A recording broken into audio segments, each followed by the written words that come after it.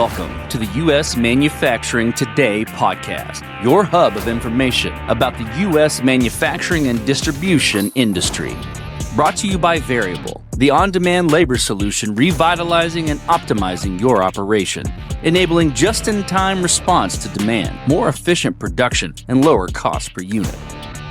And now your host and head of Re-industrialization at Veryable, Matt Horine. Hey guys, hello and welcome to the first episode of U.S. Manufacturing Today. I'm your host, Matt Horine, head of Re-industrialization at Veryable. On this podcast, you will hear the latest shifts in the U.S. manufacturing landscape, what is changing, what is happening, and how it impacts you today. In this first episode, we want to help paint the picture of what is going on. Tariffs, trade, supply chain, volatility, and policy-related issues are all on the table. Things are moving fast, and it seems like literally every hour there's a new development. It can be hard to keep up, especially if you're in operations and you're busy in the daily fight and getting orders out the door. As a company of former operations leaders, we understand this better than anyone, and it's why we intend to help you cut through the noise that you're seeing across the constructed narratives, misleading headlines, and provide clarity around this once-in-a-generation shift in manufacturing and national policy. That's why we intend to serve as your one-stop shop for information and insights about the U.S. manufacturing and distribution sectors, especially as it relates to changes taking place under Trump 2.0.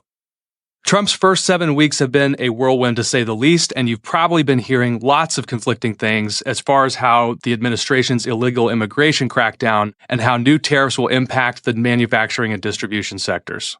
We're going to clear things up, give you the rundown on what's happened so far, what's on the horizon, and how you can adapt proactively and position your business to thrive in the coming months. The first subject that probably deserves highlighting is immigration. One of Trump's first and most widely anticipated moves, of course, was his crackdown on illegal migration. And even though the numbers haven't been as high as many were expecting, it is an issue that has historically impacted manufacturing as many companies utilize this illegal source of labor, but now the entire industry is under a microscope and will continue to be. Even if your business is not reliant on illegal labor, you shouldn't overlook this, as chances are some of your competitors are using it. And this presents both challenges and opportunities. If one of your competitors gets raided by ICE and suddenly loses a big portion of their workforce, this could present a massive opportunity to snatch up some more market share, but only if you're adequately prepared and can react fast. We'll get into how you can do that later in this episode. Now, let's recap some of Trump's actions with regards to tariffs.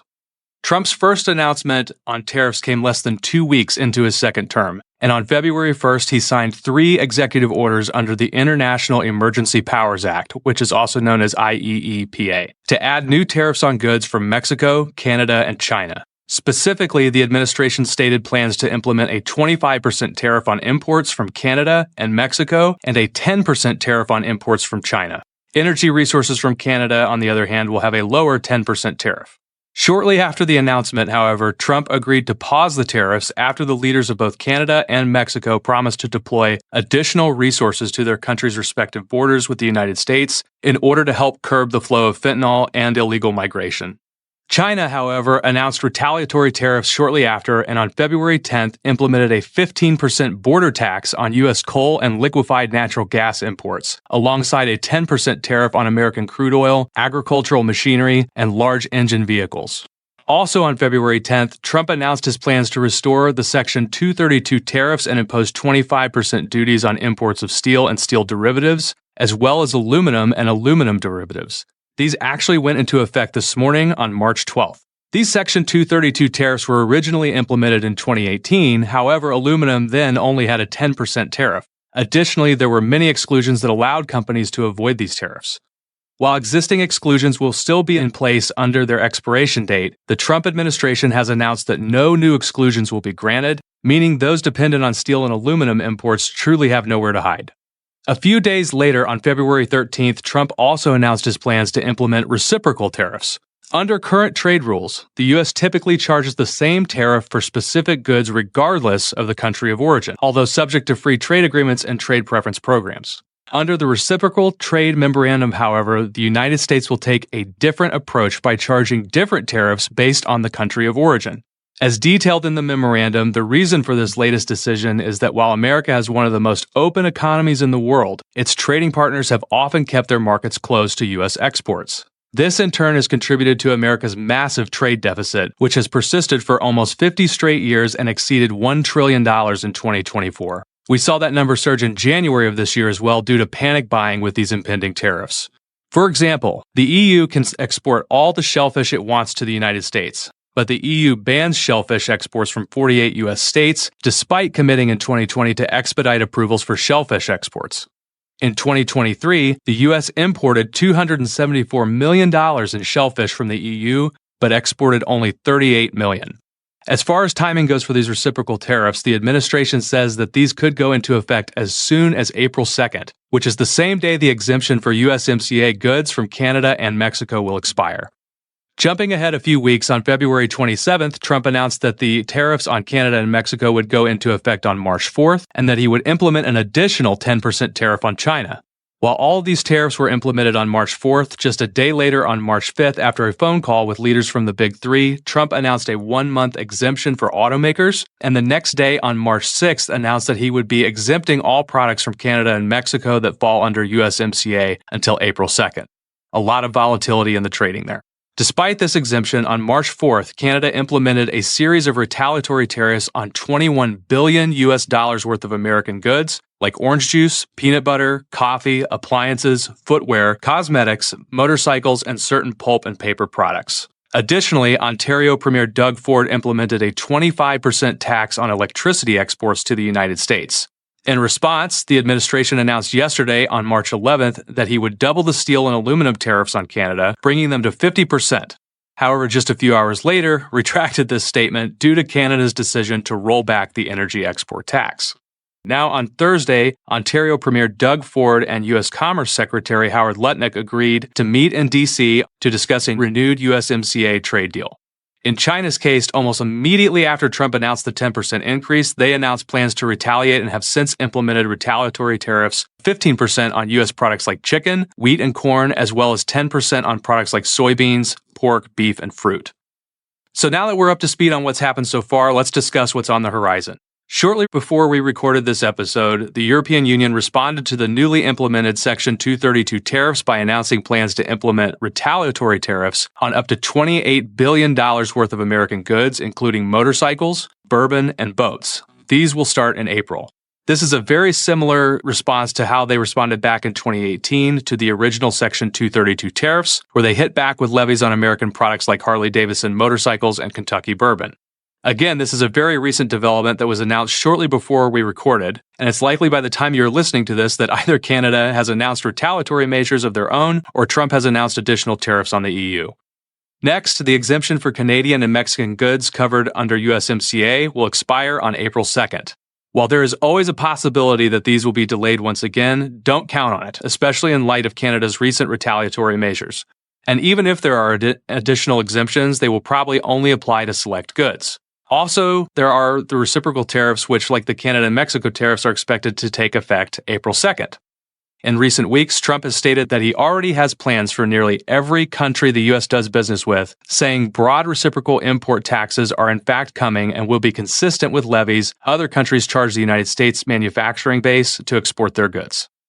Another important thing you should stay on top of in this ongoing trade war with China. As previously mentioned, China has issued a series of retaliatory tariffs, first in response to the initial 10% tariff implemented by the Trump administration, and second in response to the 10% increase a few weeks later. Trump hasn't announced any retaliatory measures so far, but it is very likely that he will in the coming weeks. In addition to these tariffs and immigration policy adjustments, other big changes likely to impact the manufacturing and distribution sectors that we can expect under the second Trump administration include incentives for domestic manufacturing, such as tax breaks, R&D incentives, and subsidies to boost domestic production, tax policy reforms, which could include full expensing provisions, interest rate reductions, a lowered corporate tax rate, and territorial tax adjustments, regulatory reforms, including loosening emission standards and green regulations that currently hinder oil and gas drilling, as well as coal mining, simplifying permit processes for factory expansion, dropping the previous U.S. Department of Labor's defenses to the employer groups, and rolling back the rule to the original Trump independent contractor rule, which will make it easier to classify workers as independent contractors. As far as trade agreements and supply chain realignment go, the United States-Mexico-Canada, or USMCA, requires a joint review by July of 2026 and agreement by all three parties to continue. However, with Trump back in office, this review will likely become more of a full-fledged renegotiation. In fact, due to the ongoing trade war between the U.S. and Canada, Ontario Premier Doug Ford and U.S. Commerce Secretary Howard Lutnick are actually meeting in Washington to begin this process a year early. Also, in order to counterbalance Chinese influence, Trump could potentially pursue agreements with other countries in Asia like India, South Korea, and Vietnam, where some of the trade has been moved from China to likely avoid any type of increasing tariff. Again, we know it can be hard to keep up when things are changing by the hour, and our Navigating Trump 2.0 page serves as a single source of truth for those looking to keep up with these changes. The link to this page is in the description, and we're updating this page constantly with all new developments that you should be aware of. Also, every Friday, starting this week, we'll be publishing an article accessible from this page that will recap all the administration's latest actions and new developments each week that manufacturers and distributors should be aware of. Now, last but not least, how should businesses proceed in this rapidly changing and highly uncertain environment? If your business is dependent on foreign imports, time is of the essence and there must be a sense of urgency, and you should have already started the process of identifying domestic suppliers. If you can't do this quickly, you'll be forced to either eat the costs for the time being or pass them along to consumers and lose your position in the market. Don't count on more exemptions. If your company has outsourced operations, the same is true. The pandemic era should have been a wake-up call and made clear the risks of being reliant on extended supply chains that are highly susceptible to the whims of geopolitical conditions. But if it wasn't, now is your final chance. If you can't reshore production, you will simply get crushed by these tariffs in the near future, which is the whole point. This is why companies like Apple, VW Group, and Honda have already stated plans to shift production to the U.S. over the past couple of weeks. If you're a domestic manufacturer, you truly have the opportunity of a lifetime in front of you. But in order to capitalize, you'll need to take action now. This is much easier said than done, however. Increasing production capacity typically means investing in new equipment, additional full-time employees, and potentially even new facilities. Not only do all of those options have a long implementation period, but they can be incredibly risky. Even in a perfectly stable economy, it can take years to see a return on investment, which can be a prohibitive factor for small and medium-sized businesses, which typically lack capital and make up the majority of the manufacturing sector. Additionally, we don't really know what's in store for the coming months. If you're a domestic supplier of steel, for example, you know that business will increase in the coming months, but you don't really know by how much. If you estimate a 40% increase in demand and only see a 25% increase, now you have to choose between either laying off some of the workers you just spent months running through the hiring process or eating the cost for the time being and hope that demand increases. On the flip side, if you estimate a 30% increase and actually see a 50% increase, now you are severely capacity constrained and unable to take on new business, even with mandatory overtime. At this point, you can attempt some sort of emergency hiring spree, but this will likely take several weeks considering the administration's crackdown on illegal migration and the fact that so many businesses are trying to compete for the same workers all at once. Meanwhile, you're leaving the door wide open for better prepared competitors. Examples like this are one of many reasons why at Veryable, we feel that having a fully fixed workforce makes absolutely zero sense. Thankfully, Veryable unlocks a better option. If you're not already familiar with our concept at Veryable, we operate on the idea that flexibility, agility, and speed are the ways to win in today's manufacturing and distribution environments. Current world events are highlighting the need for this more than ever, and Veryable enables this for businesses through the concept of a labor pool. A labor pool is a flexible extension of your full-time workforce that you can tap into on an as-needed basis. To use a sports analogy, think of a labor pool like a sideline bench of trained workers who are ready to jump in whenever needed. Whether you are predicting that businesses will boom in the coming months or your company is trying quickly to move production back to a domestic facility from a tariffed region, on-demand labor can help you quickly scale up without the need for several week-long hiring processes or the risk of getting it wrong and ending up either overstaffed or severely capacity constrained. Compared with direct hiring or temp staffing, with Veryable, businesses can find workers with only 1 to 2 days of lead time and maintain full control over worker selection. For each of the more than 700,000 thoroughly vetted and ready-to-work operators on the Veryable platform, businesses have access to a live resume that shows a rating of 5 stars based on proficiency, safety, and attitude for every op completed, a reliability score based on timeliness and attendance history, relevant skills, previous work experience, relevant certifications, endorsement endorsements of skills and experience from other platform business users. While Veryable provides you with more information about a worker than a resume or what a staffing agency would provide, it wouldn't be realistic to assume that you'll absolutely love every single worker on the platform. Thankfully, if a worker doesn't live up to your expectations, for whatever reason, you can rate them accordingly and have a new one in the next day. With staffing agencies or direct hiring, you simply don't have this option.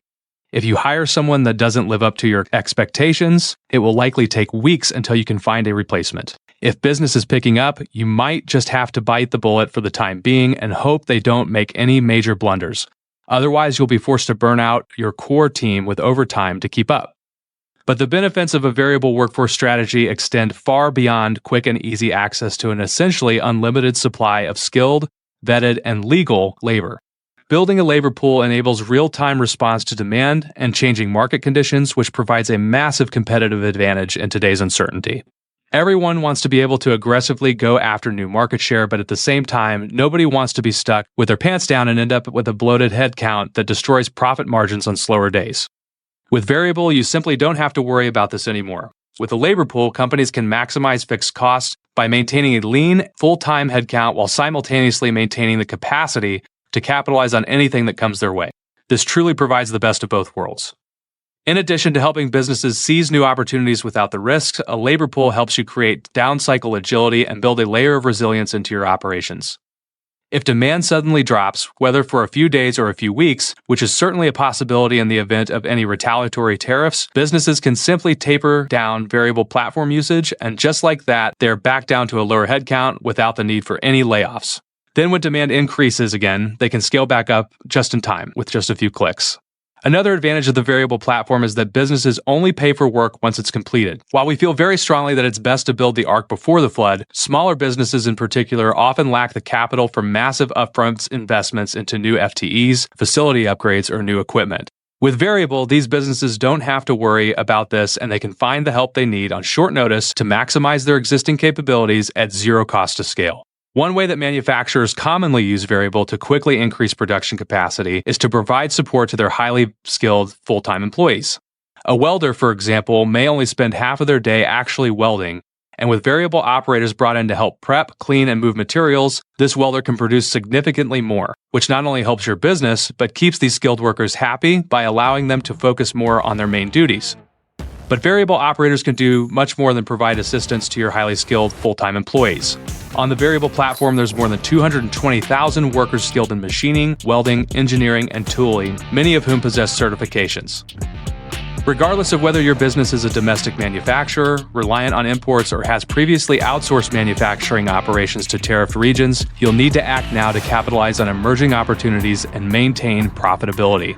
The cost of inaction is always greater than the cost of preparation. The best time to build flexibility and agility into your operation was before the crisis.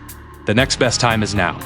The companies that thrive in the coming months won't be the ones with the most resources. They'll be the ones who can adapt the fastest. On-demand labor isn't just a labor solution. It's a competitive advantage built by those who have walked a mile in your shoes. This isn't some generic workforce solution trying to adapt to manufacturing. It's purpose-built for the way your operation actually works.